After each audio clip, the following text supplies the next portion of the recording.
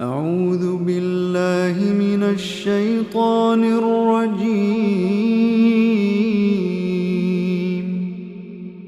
بسم الله الرحمن الرحيم. ألف لام ميم را. تلك آيات الكتاب والذي أنزل إليك من ربك الحق ولكن أكثر الناس لا يؤمنون. الله الذي رفع السماوات بغير عمد ترونها ثم استوى على العرش وسخر الشمس والقمر كل يجري لأجل مسمى يدبر الأمر يفصل الآيات لعلكم بلقاء ربكم توقنون. وهو الذي مد الأرض وجعل فيها رواسي وأنهارا ومن كل الثمرات جعل فيها زوجين اثنين يغشي الليل النهار إن في ذلك لآيات لقوم يتفكرون. وفي الأرض قطع متجاورات وجنات من أعناب وزرع ونخيل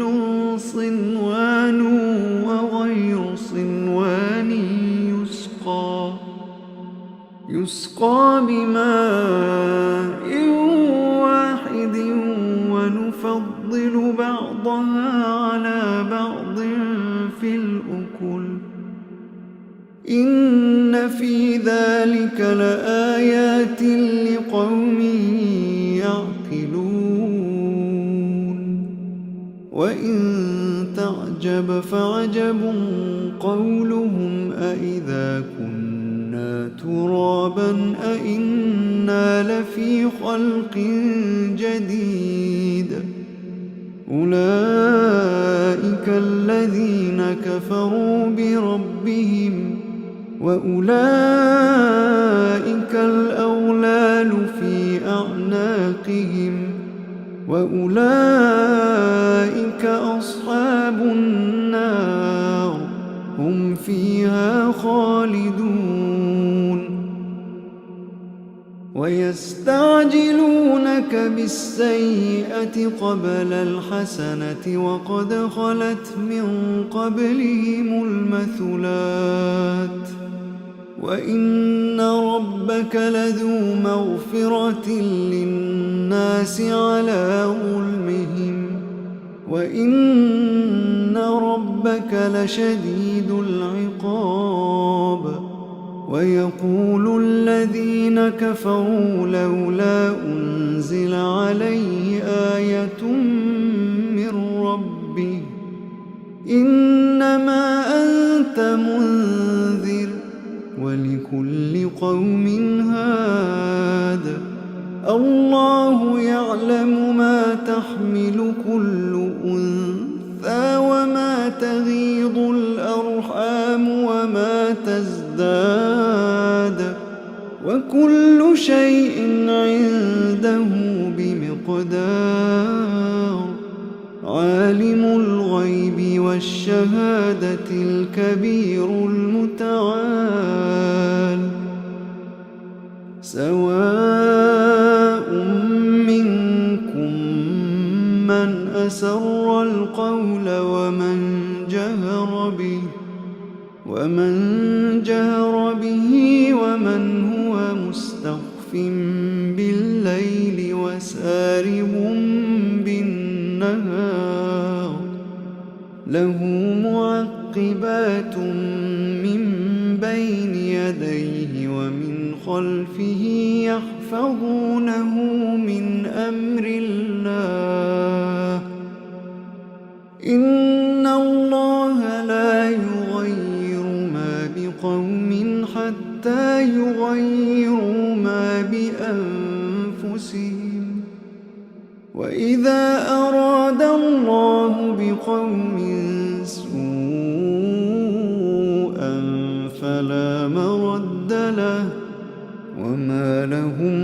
من دونه من وال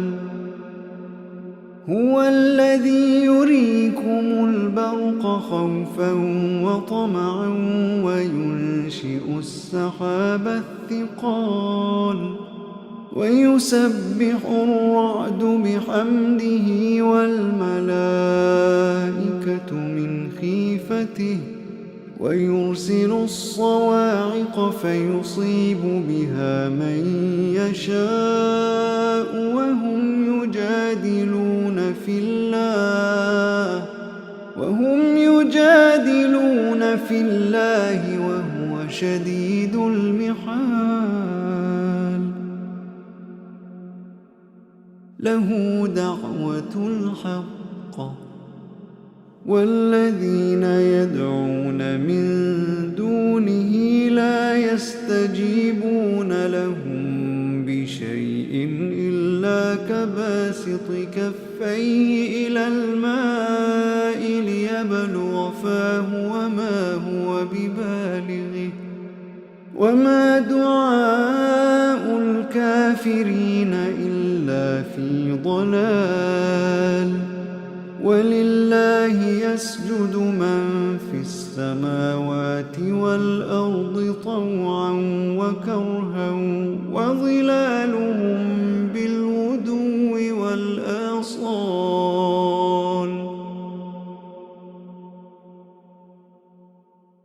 قل من رب السماوات والأرض قل الله قل أفاتخذتم من دونه أولياء لا يملكون لأنفسهم نفعا ولا ضرا قل هل يستوي الأعمى والبصير أم هل تستوي الظلمات والنور أم جعلوا لله شركاء خلقوا كخلقه فتشابه الخلق عليهم قل الله خالق كل شيء وهو الواحد القهار أنزل من السماء ماء فسالت أودية بقدرها فاحتمل السيل زبدا رابيا ومما يوقدون عليه في النار ابتغاء حلية أو متاع زبد مثله كذلك يضرب الله الحق والباطل فأما الزبد فيذهب جفاء وأما ما ينفع الناس فيمكث في الأرض كذلك يضرب الله الأمثال للذين استجابوا لربهم الحسنى والذين لم يستجيبوا له لو أن لهم ما في الأرض جميعا ومثله معه لافتدوا به أولئك لهم سوء الحساب ومأواهم جهنم وبئس المهاد أفمن يعلم أنما أنزل إليك من ربك الحق كمن هو أعمى إنما يتذكر أولو الألباب الذين يوفون بعهد الله ولا ينقضون الميثاق والذين يصلون ما أمر الله به أن يوصل ويخشون ربهم ويخافون سوء الحساب والذين صبروا ابتغاء وجه ربهم وأقاموا الصلاة وأنفقوا مما رزقناهم سرا وعلانية ويدرؤون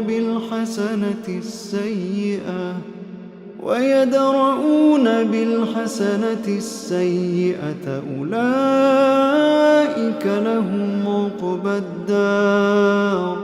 جنات عدن يدخلونها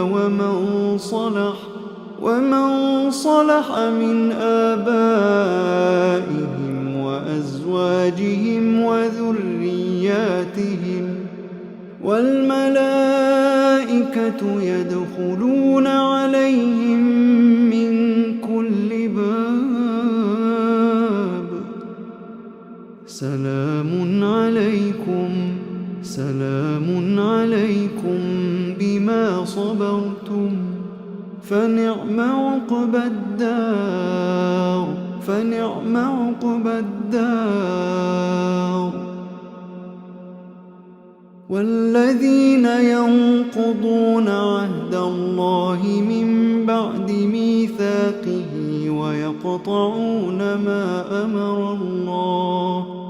ويقطعون ما أمر الله به أن يوصل ويفسدون في الأرض أولئك لهم اللعنة ولهم سوء الدار الله يبسط الرزق لمن يشاء ويقدر وفرحوا بالحياة الدنيا وما الحياة الدنيا في الآخرة إلا متاع ويقول الذين كفروا لولا أنزل عليه آية من ربه قل إن الله يضل من يشاء ويهدي إليه من أناب قل إن الله يضل من يشاء ويهدي إليه من أناب الذين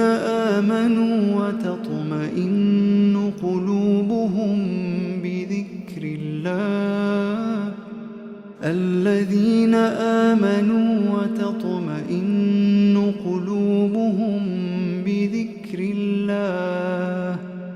ألا بذكر الله تطمئن القلوب الذين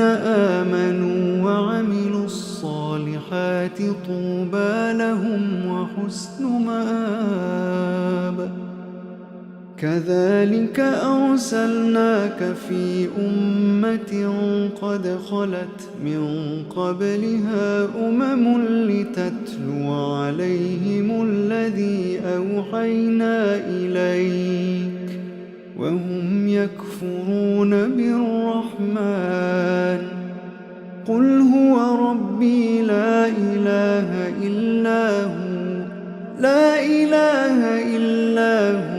عليه توكلت وإليه متاب ولو أن قرآنا سيرت به الجبال أو قطعت به الأرض أو كلم به الموتى بل لله الأمر جميعا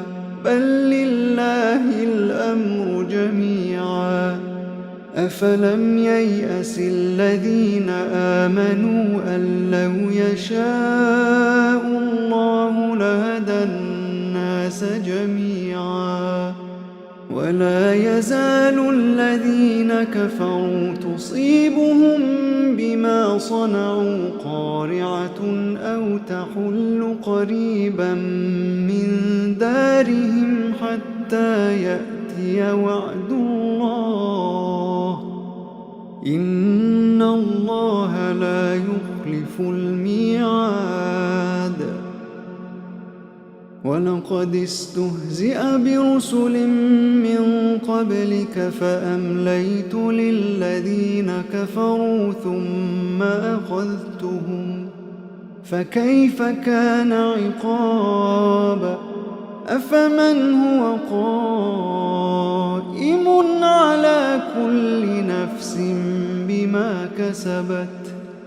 وجعلوا لله شركاء قل سموهم أم تنبئونه بما لا يعلم في الأرض أم بظاهر من القول بل زين للذين كفروا مكرهم وصدوا عن السبيل ومن يضلل الله فما له من هاد لهم عذاب في الحياة الدنيا ولعذاب الآخرة أشق وما لهم من الله من واق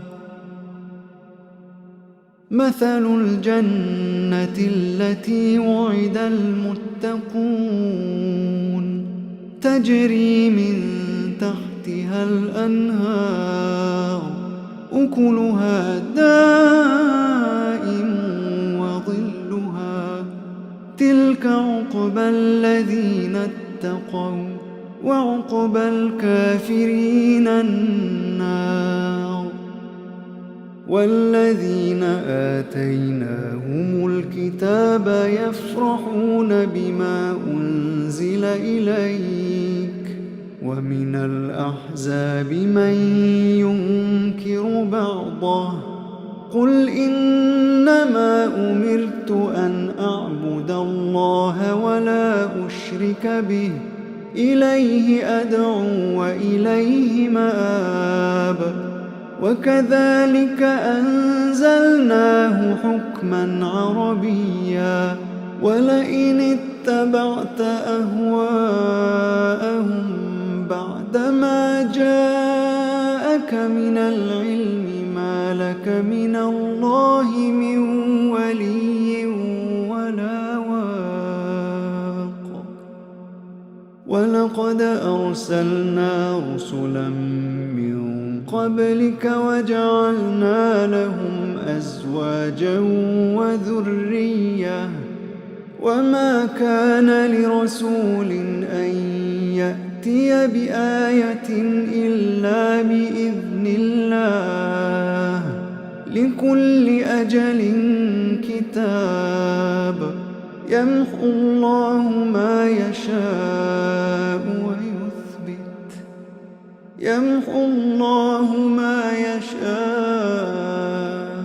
ويثبت وعنده أم الكتاب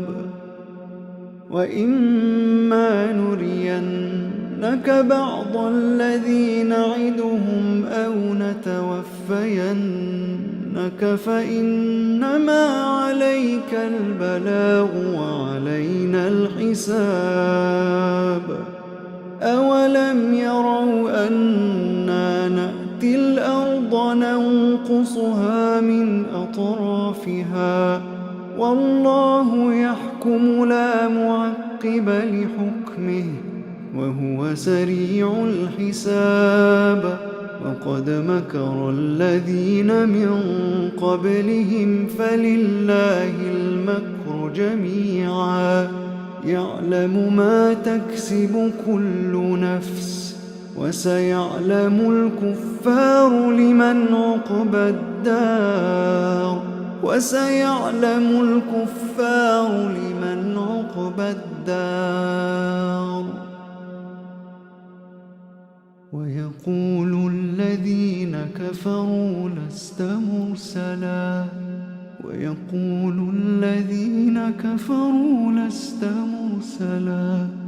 ويقول الذين كفروا لست مرسلا قل كفى بالله شهيدا بيني وبينكم ومن عنده علم